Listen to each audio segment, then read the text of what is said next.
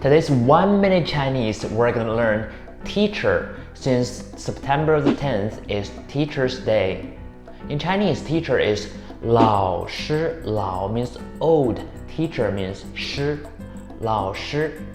Old teacher is teacher. It doesn't necessarily mean that teachers are old. It's just a traditional conception that the older you are, the more knowledge you're gonna gain. And teachers are more knowledgeable.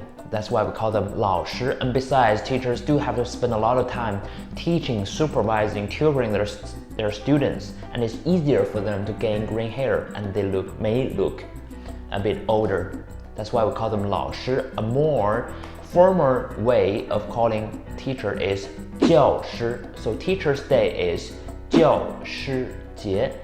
Do you remember it? 老师教师节.